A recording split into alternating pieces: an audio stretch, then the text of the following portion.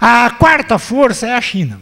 A Índia também, a China e a Índia, são dois países perto aí a Índia perto de 1 bilhão de habitantes, a China 1 bilhão e 300 milhões, e num ritmo acelerado, alucinante de crescimento no regime capitalista. A China é uma força absolutamente extraordinária. Sempre as pessoas ficam em dúvida, saber se a China tem esse peso. Tem sim, senhor. A China é a nova potência da economia mundial, e já é uma potência e está se tornando para ser a maior potência da economia mundial. Apenas alguns exemplos. A China era, 10, 12 anos atrás, a China exportava petróleo. Produzia 2,5 milhões de barris de petróleo por dia. Consumia 2 milhões e exportava 500 milhões. Hoje, a China importa 4 milhões de barris de petróleo por dia. Produz outros 4, só que ela já está consumindo quase 9 milhões de barris por dia. É a maior importadora mundial de petróleo depois dos Estados Unidos. Outros dados.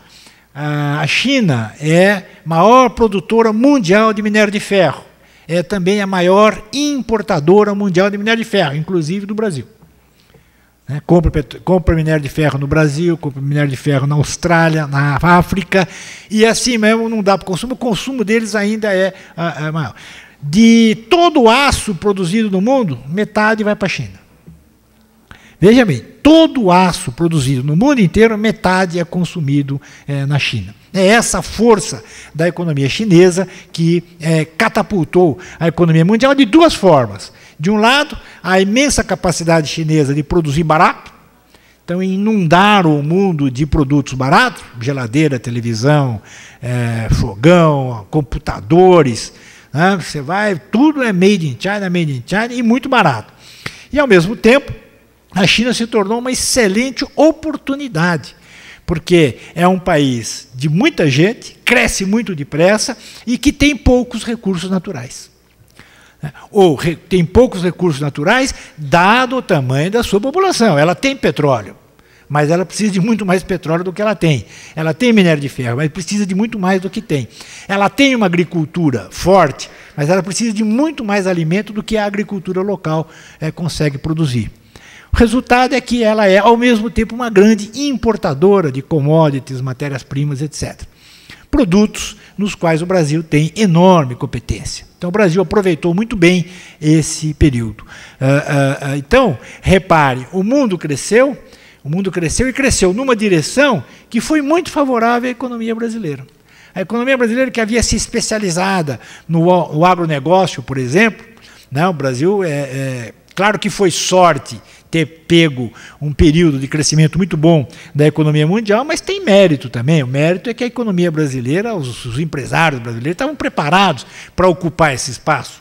A Rússia começou a comprar cada vez mais carne, a China começou a comprar cada vez mais carne, e o agronegócio brasileiro estava preparado para vender essa carne. Entrou na competição, ganhou a competição internacional e se tornou exportador para esses países. Então, o agronegócio brasileiro, que vinha se preparando, ocupou esse espaço. E depois também toda a indústria brasileira de commodities, como, por exemplo, a Vale do Rio Doce, que também se preparou e ocupou esse espaço muito bem. Então, o mundo cresceu numa direção que foi muito boa para a economia brasileira. Se notam ali, então, nas outras duas colunas da direita, o que nós vemos é desaceleração, né? Repare ali, o mundo vai crescer menos, estava crescendo na média de 5, vai cair para uma média de 3,5 de crescimento anual. A economia americana cai muito, mas se vocês reparem ali, eu botei entre parênteses duas medidas, né, para mostrar como há muita dúvida ainda sobre o andamento da economia mundial. Aquela primeira previsão de que a economia americana cresce esse ano 0,5%, que é nada, 0,5% se desconta o crescimento da população, não dá nada. É a previsão do Fundo Monetário Internacional. Aqui está entre parênteses, é a previsão da revista Economist, que consulta aí vários economistas para tirar a sua média. Reparem, é uma diferença brutal, né? De 0,5 para 1 e pouco. E para o ano que vem também a diferença é maior ainda, né? Como eu dizia, 1% nos Estados Unidos é 140 bilhões de dólares. Então a diferença que nós estamos vendo ali é uma diferença de um erro de 140 bilhões de dólares nas previsões. Mas isso significa o quê? Significa que a economia ainda está em andamento, as crises ainda estão em andamento e é difícil saber como é que ela vai, como é que elas vão terminar. O certo é que, por um motivo ou por outro, ou por inflação, ou por problema da crise financeira nos Estados Unidos, por algum motivo, o mundo está andando mais devagar. O mundo vai crescer menos do que vinha crescendo até aqui. Com sorte, ele cresce um pouco menos, com azar, ele cresce muito menos do que vinha andando até aqui. Mas o mundo que nós temos de 2008 para frente é um mundo mais hostil, enquanto o mundo até 2007 foi simplesmente uma mãe para a economia brasileira. Então vamos avançar. Algumas consequências do crescimento forte da economia mundial. Repare, aumenta o peso dos países emergentes na economia mundial, o que é bom, que é muito bom, porque diminui o peso relativo dos Estados Unidos e dos países ricos em geral. Há coisa de 15 anos atrás, a economia americana representava 35% da economia mundial. Hoje deve estar representando uns 20%. Não porque os Estados Unidos deixaram de crescer, mas porque os outros cresceram mais depressa. Isso é bom. Isso é bom porque uma crise dos Estados Unidos hoje tem um peso menor no resto do mundo do que tinha antes.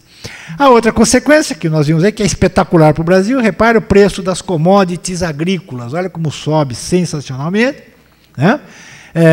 e daquelas commodities agrícolas que vocês estão vendo ali, só o trigo o Brasil não é exportador, o resto é produto que o Brasil produz muito bem e exporta muito bem, aí está um dos resultados bons para a economia brasileira. Isso aqui é as metálicas, aqui está o minério de ferro, repare a espetacular alta de preços, tudo isso beneficiando diretamente a economia brasileira. E aí o mundo caiu na crise.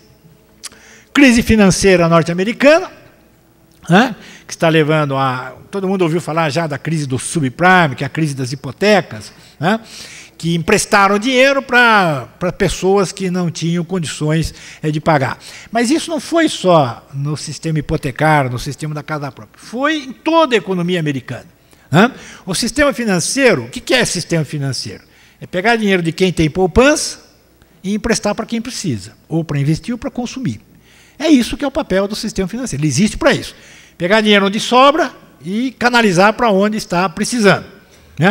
O sistema financeiro moderno, graças à tecnologia da informação, os computadores, telecomunicações, ele se desenvolveu de um tal modo que ele conseguiu entregar capital barato no mundo inteiro. Hoje, vocês sabem, é banal para os investidores internacionais, no mesmo dia, tomar dinheiro emprestado no Japão e comprar ações na Bolsa de Valores de São Paulo. Toma dinheiro emprestado no Japão, que o juro é muito baratinho, e compra ações na Bolsa de Valores de São Paulo. É bom para a Bolsa de Valores, claro, imagine uma empresa que está precisando de capital, uma empresa brasileira está precisando de capital, ela vai à Bolsa, e oferece as suas ações. Quem compra? Estrangeiros, por exemplo, que trazem dinheiro de onde tem. Traz dinheiro do Canadá, traz dinheiro da Suíça, traz dinheiro do Japão e compra ações de empresas brasileiras. Ou de empresas americanas, ou empresta dinheiro para as imobiliárias americanas. O que eu quero dizer é que o sistema financeiro se desenvolveu de um tal modo que ele conseguiu gerar capitais, multiplicar capitais, quase ao infinito. Quer dizer, esse foi o problema. Quer dizer, como era um sistema financeiro muito hábil, muito rápido, emprestou várias vezes o mesmo dinheiro.